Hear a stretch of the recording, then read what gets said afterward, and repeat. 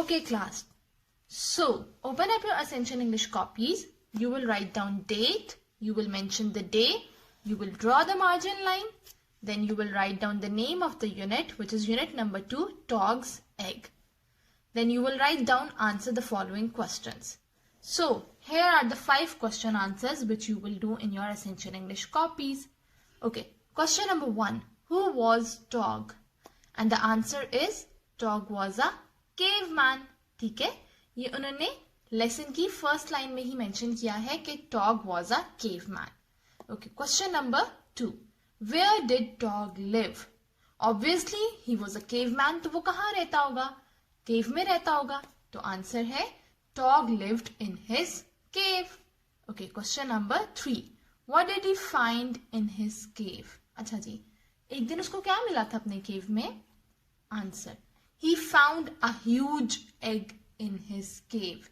When he was cleaning or you can say clearing his cave, ऐसे ही था ना story में कि जब अपने केव की सफाई कर रहा था, उसको क्लीन कर रहा था, तो what he found a huge egg. So, answer लिखेंगे he found a huge egg in his cave. Okay, question number 4. Whom did he call to share the egg? Okay, we know that the egg was very huge. ठीक है, answer number 3 से हमें पता चला कि egg बहुत ज्यादा बड़ा था, huge था, तो वो अकेले तो उसको नहीं खा सकता था. तो whom did he call? उसने किसको invite किया था? Answer, he called his friends to share the egg. उसने अपने friends को invite किया egg को share करने के लिए. इससे हमें क्या पता चलता है कि वो एक बहुत ही friendly person है, caring person है. ठीक है, okay, इसी का आंसर क्वेश्चन नंबर 5 में आ रहा है. What sort of a person do you think Togg was? कैसा इंसान था वो? Answer, Togg was friendly and caring person. हमें ये कैसे पता चला? बिकॉज देखिए, जब उसको एग मिला तो उसने यही सोचा कि मैं इसको अकेला नहीं कंज्यूम कर सकता, तो उसने क्या किया, अपने फ्रेंड्स को इनवाइट कर लिया. तो वो एक फ्रेंडली पर्सन था और एक केयरिंग पर्सन था.